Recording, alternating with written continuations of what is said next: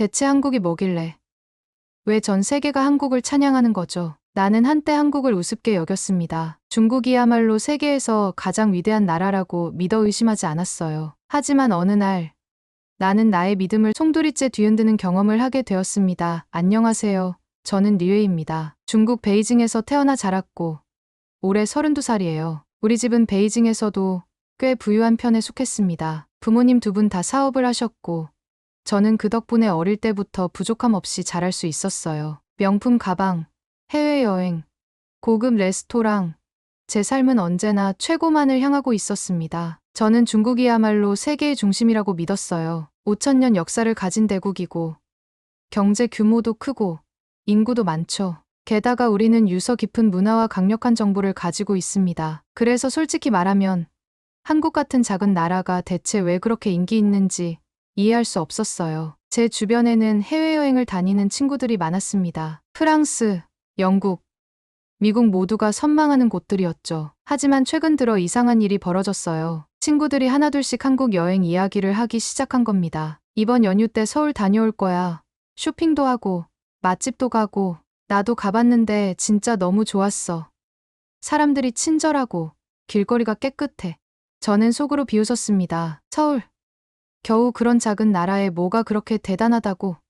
한국은 우리 중국보다 역사도 짧고 땅도 좁고 인구도 적어요. 우리와 비교할 상대가 아니라고 생각했죠. 잠깐 여러분 그거 아세요? 여러분의 구독, 좋아요, 알림 설정은 저에게 가장 큰 힘이 됩니다. 클릭 한 번으로 제게 큰 힘을 주시길 바라요. 그런데 친구들의 반응은 생각보다 진지했습니다. 리웨이, 너도 한번 가봐. 진짜 생각이 바뀔 거야. 한국이 중국보다 훨씬 발전한 부분도 많아. 직접 보면 깜짝 놀랄걸? 저는 코웃음을 쳤어요. 말도 안 돼. 우리가 훨씬 크고 강한데 어떻게 그런 작은 나라가 더 발전할 수 있겠어? 그렇게 한국에 대한 논쟁이 오가던 어느 날, 저는 오랫동안 계획했던 유럽 여행을 떠나게 되었습니다. 목적지는 프랑스와 이탈리아. 오랜 역사와 문화를 자랑하는 나라들이죠. 저는 기대에 부풀어 있었어요. 그런데 공항에서부터 예상치 못한 일이 벌어졌습니다. 저는 베이징 수도공항에서 출발해 프랑스 파리 샤를 드골 공항에 도착했어요. 유럽에 온 것이니 이제부터는 모든 것이 우아하고 세련된 분위기일 거라 생각했습니다. 그런데 입국 심사장에서 멈춰 서게 되었어요. 중국 여권을 들고 있던 저는 심사대에서 꽤 오랜 시간을 기다려야 했습니다. 줄도 길었고 심사관은 제 여권을 한참 동안 들여다보며 여러 질문을 던졌어요. 프랑스에 온 목적이 무엇인가요? 몇 일 머무를 예정인가요? 돌아갈 항공권을 보여줄 수 있나요? 저는 당황했습니다. 원래 이렇게 오래 걸리는 건가? 하지만 문제는 저만 그런 게 아니었어요. 제 앞에 있던 중국인들도 비슷한 대우를 받고 있었습니다. 심지어 어떤 사람들은 별도의 방으로 안내되기도 했어요. 그런데 제 옆에서 입국 심사를 받던 한국인들은 어땠을까요? Welcome. Have a nice trip. 도장 쾅. 그들은 단 몇 초 만에 입국 심사를 통과했습니다. 뭐야? 한국 여권은 무슨 특권이라도 있는 거야? 저는 점점 불안해졌어요. 그리고 짜증이 치밀어 올랐습니다. 왜 저는 이렇게 오래 걸리는데 한국인은 쉽게 입국하는 거죠? 중국은 세계에서 가장 강한 나라 아닌가요? 도대체 뭐가 잘못된 거지? 결국 저는 30분 가까이 기다린 끝에 입국을 허가받고 겨우 프랑스 땅을 밟을 수 있었습니다. 하지만 기분은 좋지 않았어요. 저는 여행 내내 이 일이 계속 머릿속에서 맴돌았습니다. 그러던 중 파리에서 만난 한 호텔 직원과의 대화가 결정적인 계기가 되었습니다. 중국에서 오셨군요? 네, 맞아요. 오, 한국인인 줄 알았어요. 한국 사람들은 정말 많이 오고 매너도 좋아서요. 저는 당황했습니다. 한국 사람들은 정말 많이 오고 매너도 좋다. 중국인은. 저는 아무 말도 하지 않았지만 속이 부글부글 끓었어요. 한국이 대체 뭐길래? 왜 다들 한국을 칭찬하는 거죠? 그 후로도 여행 중에 계속 비슷한 경험을 했습니다. 레스토랑에서도, 명품 매장에서도, 심지어 길거리에서도 한국인은 환영받는 분위기였어요. 하지만 중국인은 여전히 경계의 대상이었습니다. 저는 도저히 이해할 수 없었어요. 한국이 뭐길래?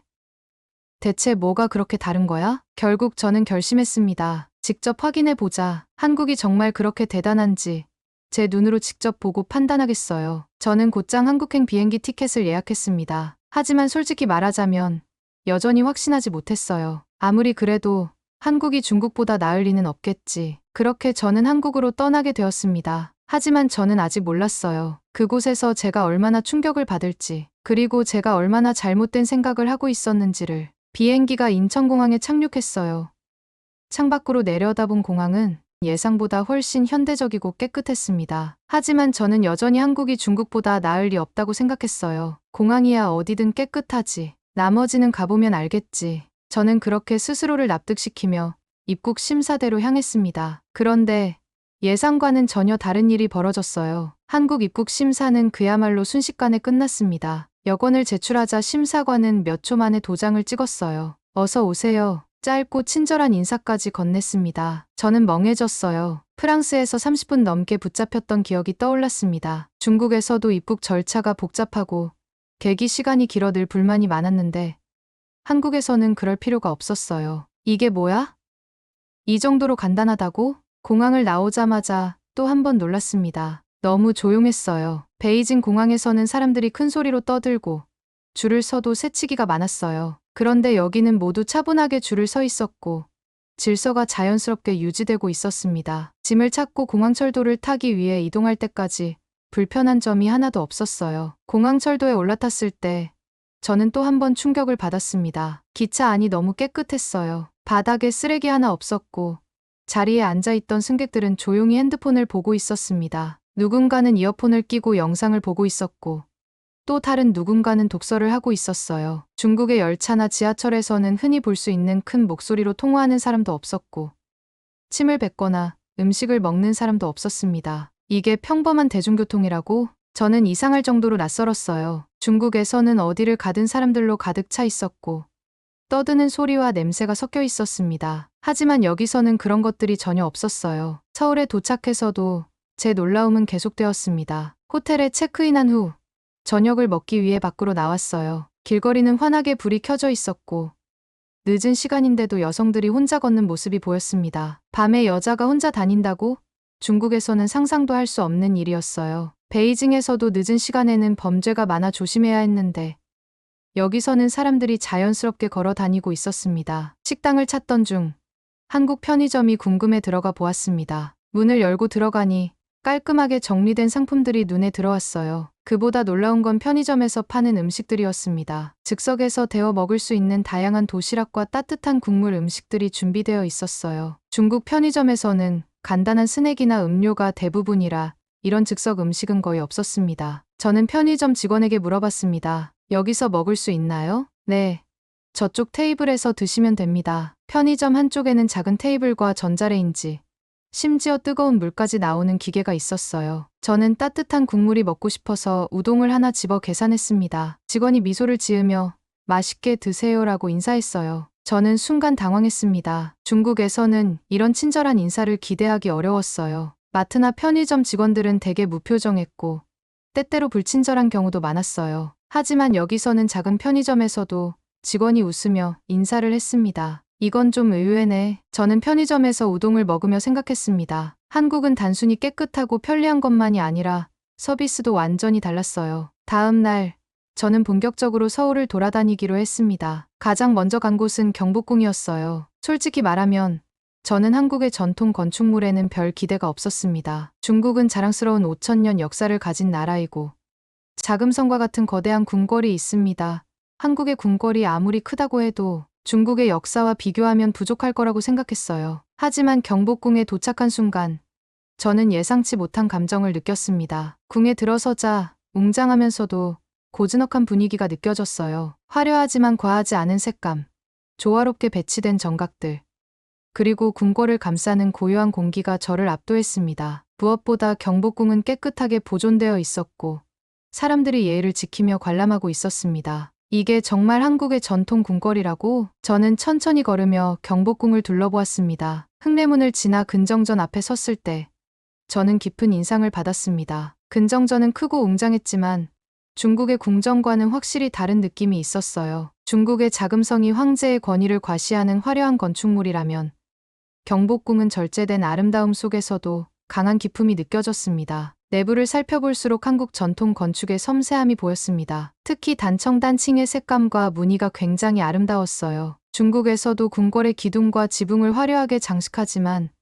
경복궁의 단청은 뭔가 더 부드럽고 따뜻한 느낌을 주었어요. 이건 생각보다 훨씬 정교하고 아름다운데 그 순간 저는 한국 문화에 대해 너무 무지했다는 걸 깨달았습니다. 그동안 저는 한국의 전통 문화가 중국보다 열등하다고 믿고 있었습니다. 중국에서 한류가 유행하고 한국 문화가 인기를 얻어도 저는 한국이 중국의 영향을 받아 발전한 나라일 뿐이라고 생각했어요. 하지만 경복궁을 직접 보니 한국은 그들만의 고유한 역사와 문화를 가지고 있었고 그것이 굉장히 정돈되고 세련된 방식으로 보존되고 있었습니다. 또한 궁궐을 거닐다 보니 한복을 입고 다니는 외국인들도 많았어요. 특히 서양 관광객들이 한복을 입고 기념사진을 찍으며 즐거워하는 모습이 인상적이었습니다. 그 장면을 보면서 문득 이런 생각이 들었어요. 왜 한국 문화가 이렇게까지 사랑받는 걸까? 단순히 유행이나 마케팅 때문이 아닐 수도 있겠다는 생각이 들었습니다. 한국은 단순히 오래된 역사만 자랑하는 것이 아니라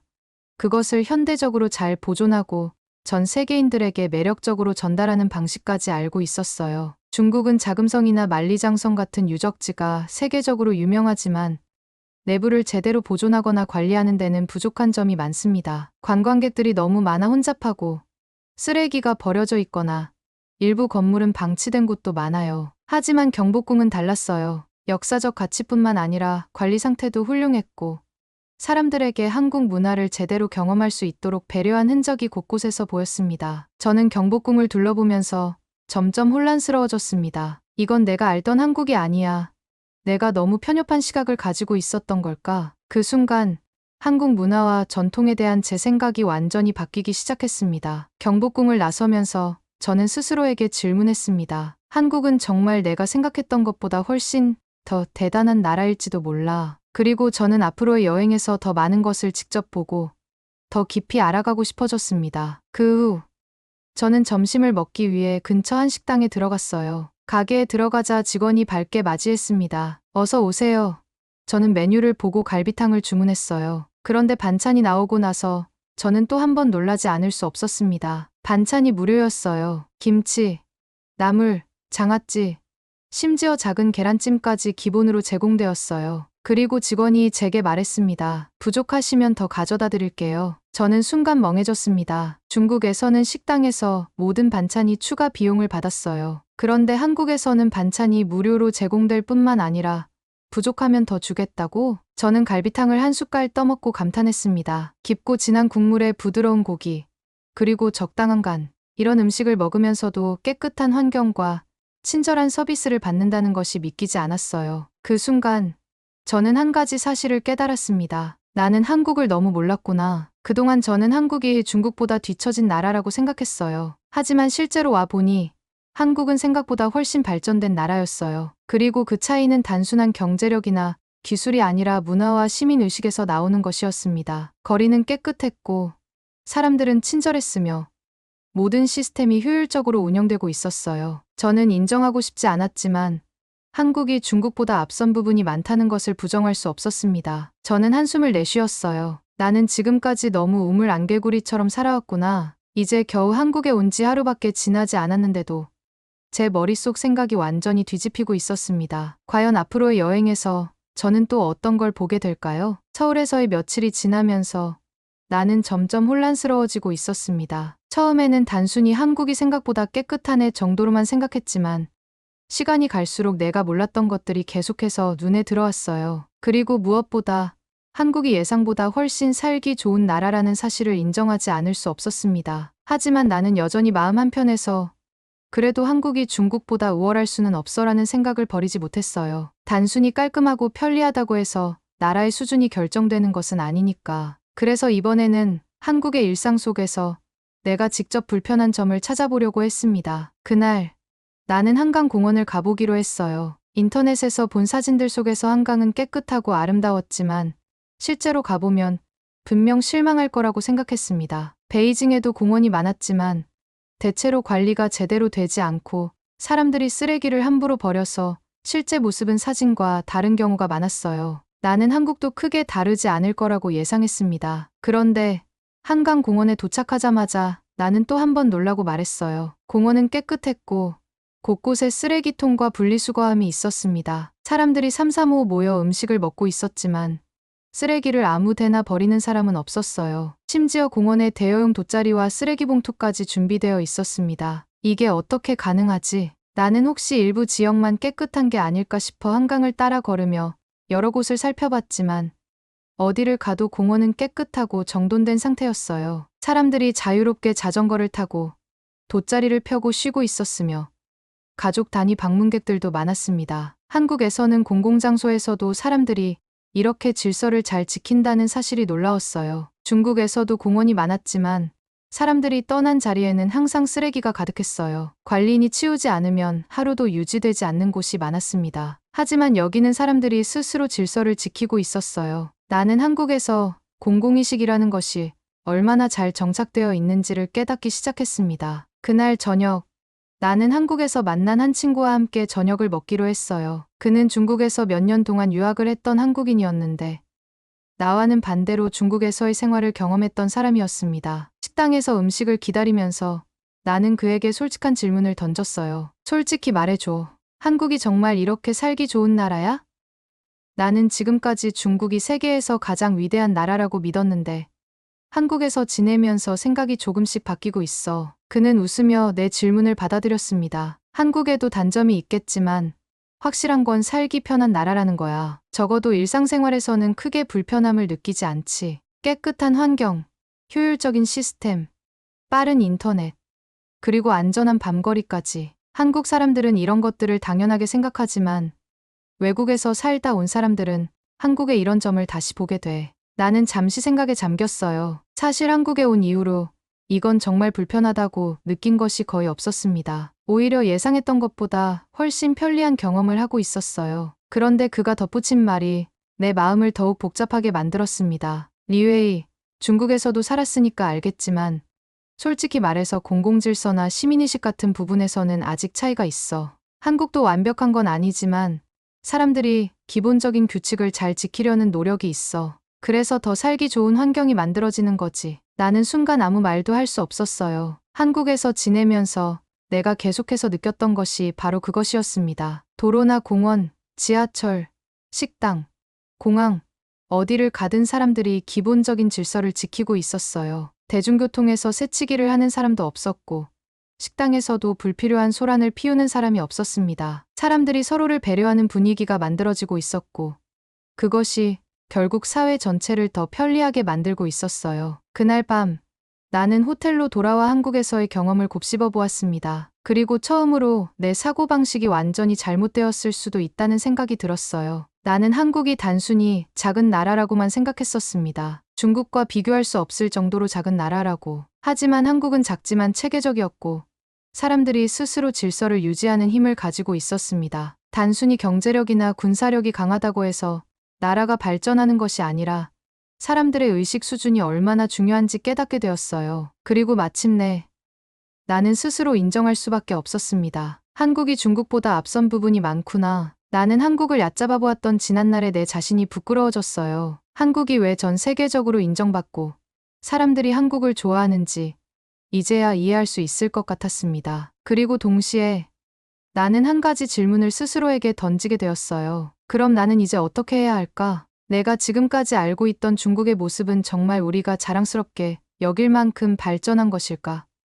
한국에서 경험한 이 모든 것들을 중국에서도 가능하게 만들 수 있을까? 나의 가치관은 완전히 흔들리고 있었습니다. 중국으로 돌아온 후 나는 이상할 정도로 불편함을 느끼기 시작했습니다. 베이징 수도공항에 도착하자마자 익숙해야 할 풍경이 낯설게 느껴졌어요. 사람들은 입국 심사대 앞에서 새치기를 하고 있었고 공항 곳곳에서는 큰 소리로 전화 통화를 하거나 무질서하게 돌아다니고 있었습니다. 나는 원래 이런 환경에서 살아왔는데도 이상하게 짜증이 났어요. 짐을 찾고 공항을 빠져나올 때쯤 나는 중국에 돌아왔다는 걸 실감했습니다. 그런데 이상했어요. 불과 몇 주 전까지만 해도 이런 모습이 당연했는데 지금은 답답하고 불쾌하게 느껴졌어요. 왜 이렇게 시끄럽지? 택시를 타고 집으로 가는 길도 마찬가지였습니다. 도로에는 끼어들기와 경적 소리가 끊이지 않았고 도로 곳곳에서 무단횡단하는 사람들이 보였어요. 한국에서는 이런 일이 거의 없었는데 지금은 중국의 익숙한 풍경이 마치 혼란스럽게만 보였습니다. 나는 속으로 생각했어요. 내가 한국에서 너무 편하게 지낸 걸까?